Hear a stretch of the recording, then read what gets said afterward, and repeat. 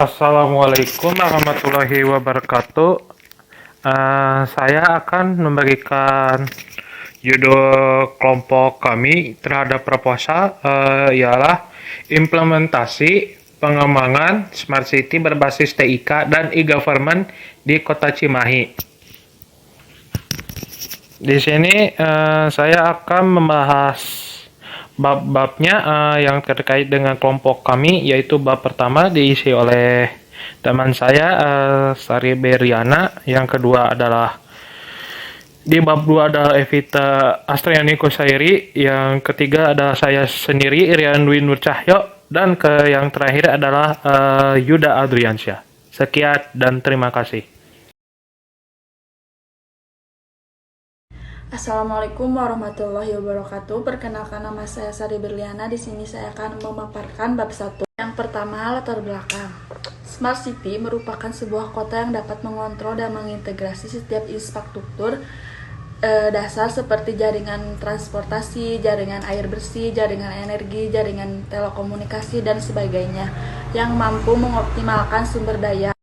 Cimahi menjadi kota Smart City dari sisi dimensi lingkungan. Cimahi dalam mengembangkan kota Smart City melihat dari segi indikator aspek lingkungan untuk melihat implementasi kesesuaian konsep Smart City di kota Cimahi.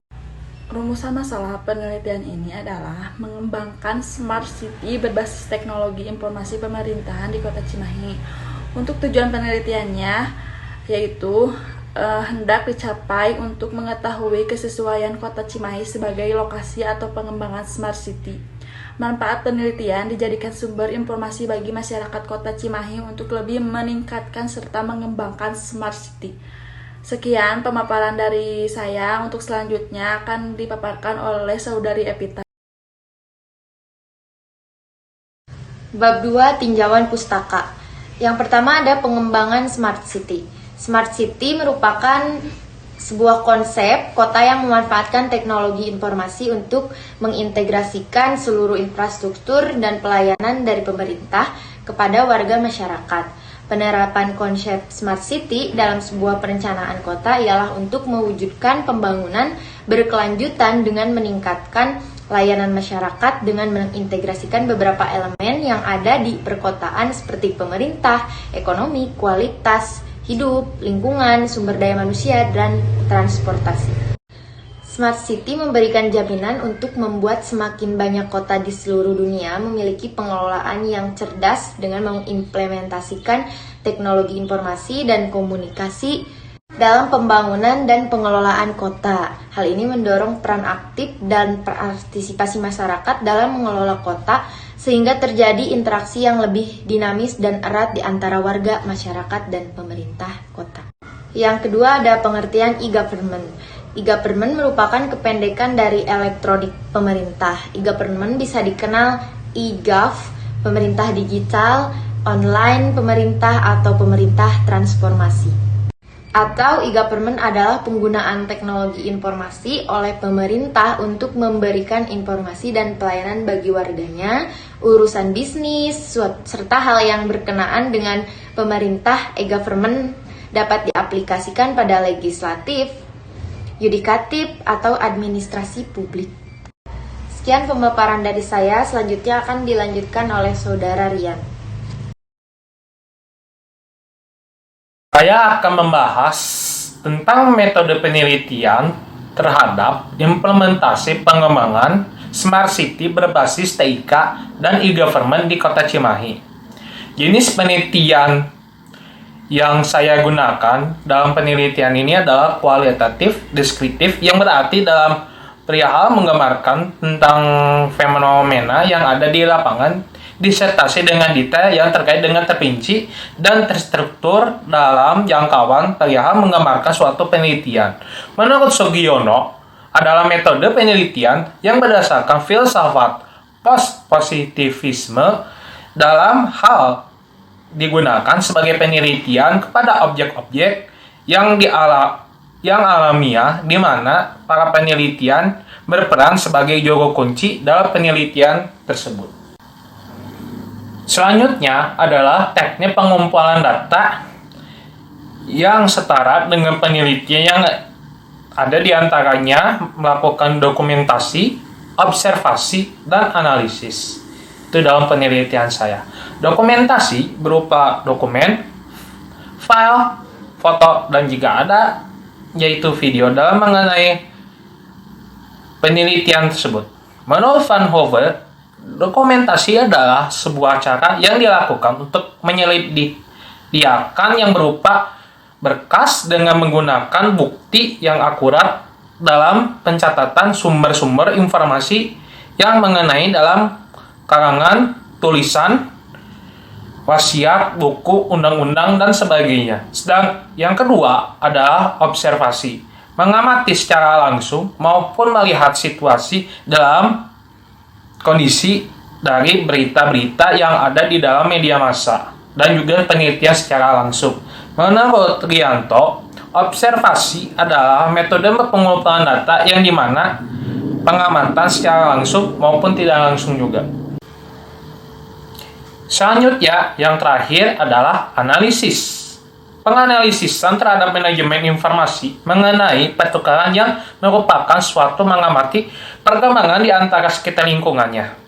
Menurut Sugiono juga, analisis adalah kegiatan untuk mencari pola atau cara berpikir dalam berkaitan dengan pengujian yang secara sistematis dalam penggunaan sesuatu dengan menentukan bagian yang berhubungan di antara makna dan dia mengerti duduk perkaranya. Sebagai bukti adalah mengenai pengamatan dalam hal penganalisaan tersendiri. Selanjutnya, yang terakhir adalah tahap penelitian. Menurut Sugiono, ada 3 tahapan dalam penelitian kualitatif, diantaranya tahapan deskriptif, reduksi, dan seleksi.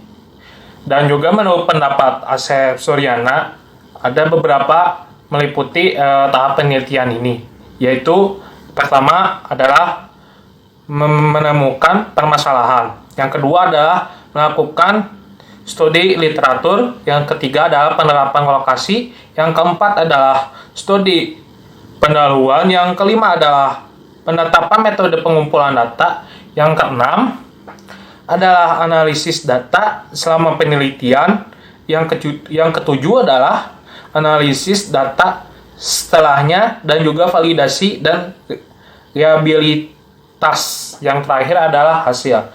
Adapun juga beberapa persyaratan untuk diteliti, yaitu satu, menyusun rancangan penelitian, yang kedua adalah memiliki lokasi penelitian tersebut, yang ketiga adalah mengurus perizinan, yang keempat adalah memilih dan memanfaatkan informasi, yang kelima adalah menyiapkan instrumen penelitian, yang keenam adalah memahami dan memasuki lapangan, yang ketujuh adalah pengumpulan data, yang kedelapan adalah pengolahan dan pemaknaan data, dan kesembilan menentukan kesimpulan dan verifikasi data, dan terakhir adalah pelaporan data. Sekian dari kelompok kami terkait metode penelitian. Terima kasih. Assalamualaikum warahmatullahi wabarakatuh. Di sini ada bab 4, biaya dan jadwal kegiatan. 4.1 anggaran biaya, di mana ada tabel 2 format rekapitulasi rencana anggaran biaya. Di sini ada jenis pengeluaran, yaitu di mana ada kebutuhan kegiatan virtual dengan biaya Rp250.000. Yang kedua ada bahan habis pakai dengan biaya Rp2.172.000. Yang ketiga ada perjalanan dalam kota dengan biaya Rp650.000, dan lain-lainnya, yaitu ada biayanya sekitar Rp2.440.000. Jika dijumlahkan sekitar Rp5.217.000. Sini juga ada 4.2 jadwal kegiatan. Tabel ketiga jadwal kegiatan. Yang pertama ada jenis kegiatan, yaitu perencanaan, pembentukan tim riset, tema dan judul, tempat riset dan pemantapan, serta bimbingan tim riset dengan bulan pertama. Penanggung jawabnya itulah semua anggota. Kedua, ada persiapan.